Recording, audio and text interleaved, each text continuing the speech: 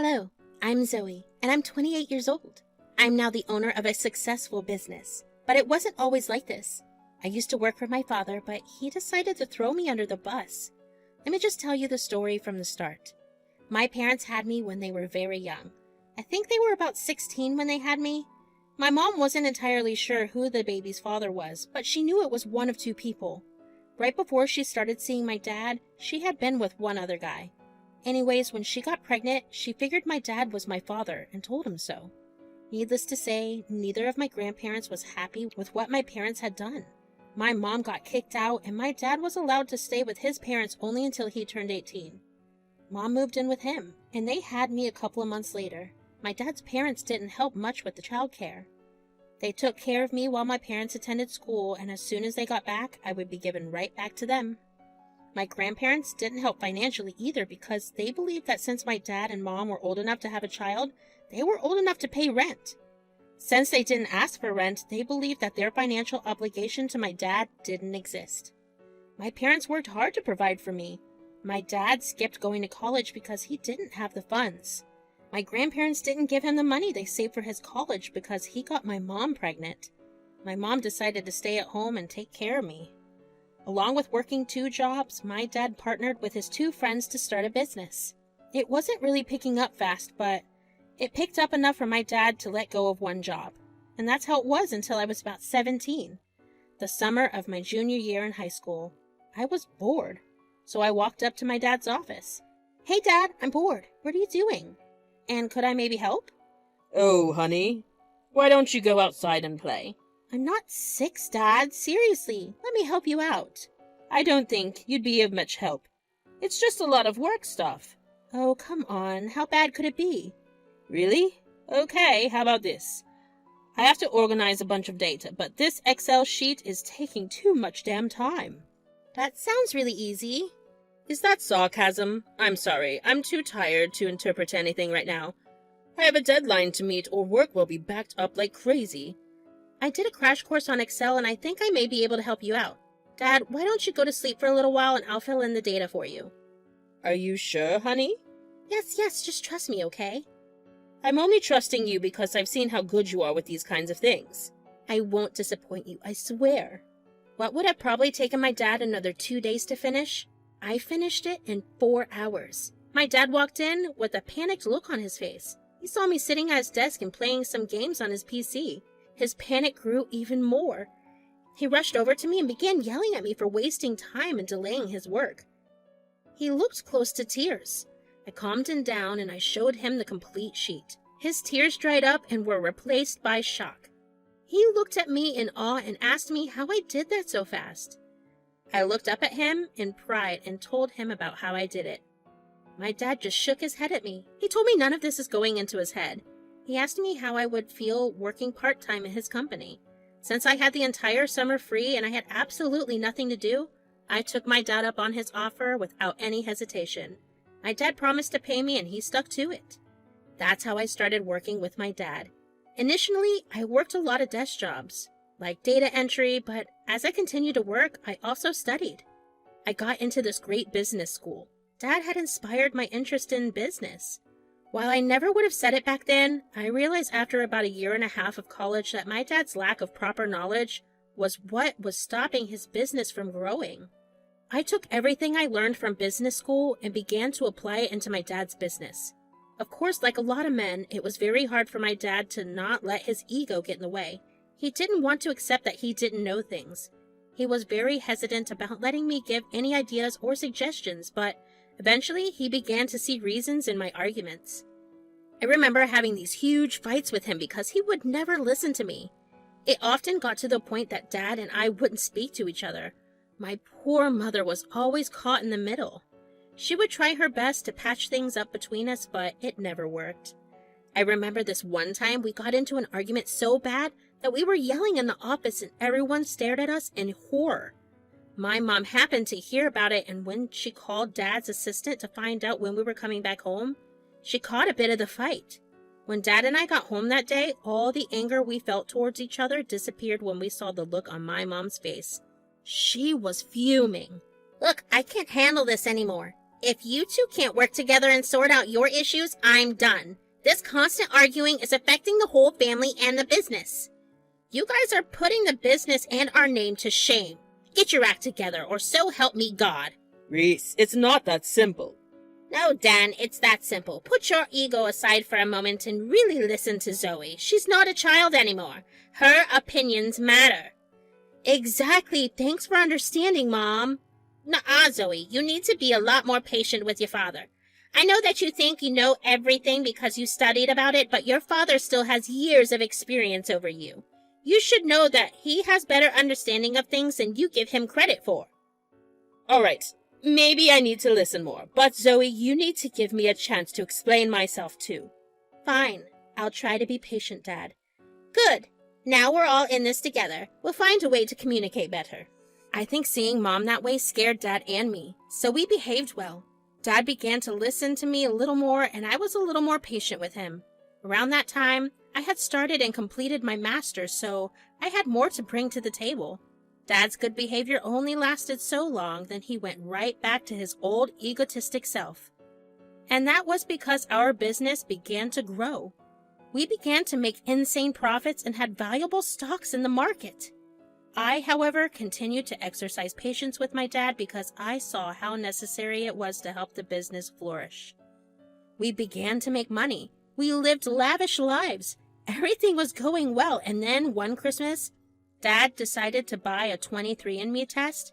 It was the test that showed your ancestry as well as the people that you were related to. Dad had apparently seen a bunch of videos of people taking these tests and finding out that they were related to various celebrities in very long and warped ways. He wanted us to do it for fun and giggles. I obliged because why not? The site said that the results would take 4 to 6 weeks to arrive. By the time the results arrived, all of us had forgotten we even taken the test. My mom received the notification that our results were back, so that night, after dinner, we huddled around my mom's laptop to look at our results. What we found out was shocking and devastating. I was not biologically related to my father in any way. My mom and dad stared at the screens with their jaws hanging open. They couldn't seem to believe it either. I laughed awkwardly and said that there might have been an error. While it didn't fully comfort me, it eased a lot of the shock.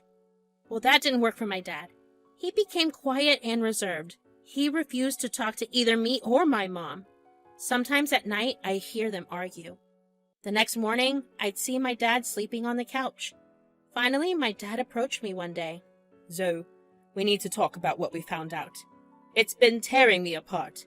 Dad, I told you it could be a mistake. I need to be sure. I want to take a DNA test just to confirm. Are you saying that you don't think I'm your daughter? No, it's not that. I just need to know the truth so I can come to terms with it. Dad, this hurts. You're the only father I've ever known. Zoe, please understand. If you do the test and it confirms you're mine, I'll have a peace of mind to move forward. Please, for both of us, consider taking the test. Fine. I'll do it. But only because I don't want to see you hurting like this anymore. The test confirmed the 23andMe test. My dad couldn't look at me. He refused to speak to me for a week. I tried so hard, but ignored me. Eventually, he left a notice on my bed stating my termination from his company, along with a notice to quit requiring me to leave the house in 30 days. I couldn't believe that this was my life. That's all it took for my dad to disown me and throw me out of the business I helped him build. Okay, yes, I get it. It's a huge sense of betrayal. But it's not like my mom knew. And she was just as much of a child as him. I get that he might have felt really angry because he had suffered a lot to raise me. But look at his life now. He's richer than his parents. It was a life that I helped him get. What hurt the most was that he had raised me. He watched me take my first steps. My first word was Dada. Isn't it a little too late to worry about genetics? Was it only blood that determined family relationships? I was drowning in my sorrow. I ran away. I had a decent amount of money saved up from all my years making my dad rich. I used it to make a security deposit and pay 6 months of rent at this pretty good apartment. For the first few weeks, or maybe it was 2.5 months, I drowned my sorrows in alcohol and ice cream. I lost all track of time, and to be frank, I didn't care.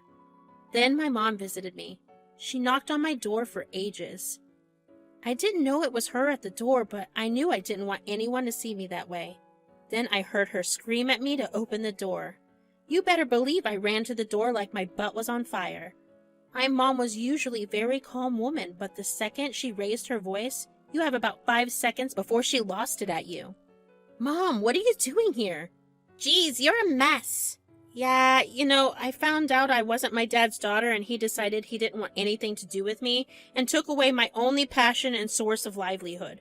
I'm sorry for all this, sweetie. Meh, it's okay. I'm just waiting for this hole in my heart to close, for this hurt to disappear. Okay, that's enough.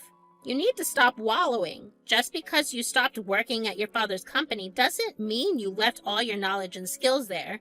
Get back up. You can start your own company. I don't think I have it in me anymore, Mom. Zoe, I swear to God, I did not leave your father to come watch you wallow in depression and let him win. You left Dad? Yeah, the relationship was practically over the second he found out. I tried to explain to him that I was young and clueless. He understood my perspective, but he told me he wanted nothing to do with you. I tried my best to stop him, but I failed. I'm sorry, I just want to do the right things for you. But leaving him means leaving your good life, Mom. I don't know if I'll be able to provide you with the kind of life he gave you. Please. You're half the reason I had that place. The only reason you weren't fully responsible for my lavish life was because your dad made sure you remained in your place. If that's what you could achieve with all your dad's stupid, egotistic rules, imagine what you could do without those restrictions. You make a good argument. Damn right I do. Mom was right. I struggled and clashed heads with my dad a lot. He barely listened to me, and whenever he did, he headed to cross-check my ideas with other business partners. It was insulting and degrading, but I dealt with it all because I poured my heart and soul into raising his business from the ground. Plus, I loved my dad, and I didn't want to leave him to deal with everything by himself. However, since he had no issues doing that to me, I didn't see why I couldn't play with him or his business. If I was to start my own business, I wouldn't even be starting from scratch. My dad's biggest flaw was his huge ego. So I had to be opposite of him, or the company would have sunk so fast. I was the one that interacted with all our employees, regardless of their ranking. I was the boss's daughter, so they were wary of me at first, but over time, they warmed up to me. That's when I began to hear a lot of the complaints. One of the first things I learned in business school was the importance to keep your employees happy. My dad overworked his employees, and not a single one of them was happy to come to work. Every day, everyone was grumbling. It was hard to hear. I tried my best to tell my dad to slow down on the workload, or even just organize some events for the employees every once in a while, but I was always brushed aside and told to do my business and not worry about those below me. It irritated me the way he looked down on the very people who worked to get him his success. I knew that the only reason a lot of employees stayed was because I made things a little easier for them. They felt heard and seen, so I knew just where to look for new employees. And I had all the knowledge of the inner workings of my dad's company. I could strategize accordingly and quickly pull my firm into a position way higher than my dad's. I quickly got my business name registered. My mom helped me fund the business, and I used the rest of my funds too. It was a huge risk to take, but it was one worth taking just to see the look of defeat on my dad's face. I contacted some of my dad's employees and told them that my dad had fired me due to some argument. I told them that I was starting a new firm and that if they wanted a better job, they could work for me. The downside was obviously that the pay wouldn't even come close to what they earned with my dad, but a lot of them chose to work with me over my dad. I can only imagine how bad the work environment was after I left. We worked together daily to help my business get off the ground. Surprisingly, it didn't take very long. We expanded our markets to the global level, and our profits skyrocketed. My company was worth twice my dad's. More and more of my dad's employees left to come work with me. One day, a reporter from our city's newspaper came to interview me. Hello, it's a pleasure to meet you. Could you introduce yourself, please? Hi, it's a pleasure to meet you too. I'm Zoe, the proud owner and CEO of the up-and-coming business. I heard that you used to work for your biggest competitor and that you helped grow it to the position it is in right now. Oh, I did. I learned a lot from there and I used my knowledge to build my own company. Oh, I see. Why did you leave, if you don't mind me asking? Especially because, if I'm not wrong, you were the daughter of the CEO. Well, we recently found out that there was a little bit of a mix-up and that I'm not his biological child. Oh my, what do you mean? Well, my parents had told me they were in their teens. My mom had just broken up with her ex-boyfriend before getting with my dad. So there was a misunderstanding when my mom got pregnant. But your dad, Mr. Dan, raised you? Yes, he did. Which is what hurt the most, you know. He threw me out just like that over something my poor mom had no idea about. It's not like she wasn't faithful and fully devoted to him for the rest of the time. Oh, wow. Is that why you started your own company? To spite your father? I did it despite what my father did to me. I want to show him that there's nothing he can do to tear me down. That is amazing. You really are an inspiration. The interview was published in the newspaper, and it caused a lot of buzz. Many people wanted to know more, so the interviewer reached out to some of my dad's employees who had left and those who still work for him. I guess finding out about what really happened made them angrier at my dad. They revealed just how toxic the work environment was at his business. That caused a big stir. The stories in my interview got shared a lot, and a lot of people began raising questions for my dad. His employees quit, and he had no one to help him out of this mess. The company stocks fell, and within a month, my dad was forced to shut the business down. He obviously called me to yell at me. Was it not enough that you weren't my blood? You had to steal my business too? You mean the business I helped you build? Oh, please, Zoe. My company existed way before you could even talk. Right, and your company would have been shut down years ago if I hadn't spoken up that one summer. I was right to have let you go. My daughter would never have done something like this. I was your daughter. I did everything for you, and you threw me to the curb the second blood came into the picture. You deserve everything you're going through. I wish the worst for you. Goodbye. I have to admit that felt good. My heart felt lighter that I had gotten closure. I decided to spend my time focusing on my work and growing my business. My mom fully moved in with me and actually ended up living a much better life with me than she did all the years she lived with my dad. I never realized how oppressive my dad was until I saw my mom sing and dance around the kitchen. Her divorce settlements helped her buy a lot of things she wanted, and she even bought me this expensive diamond necklace as a congratulatory present. I know from here on, my life only has one way to go, and that's up.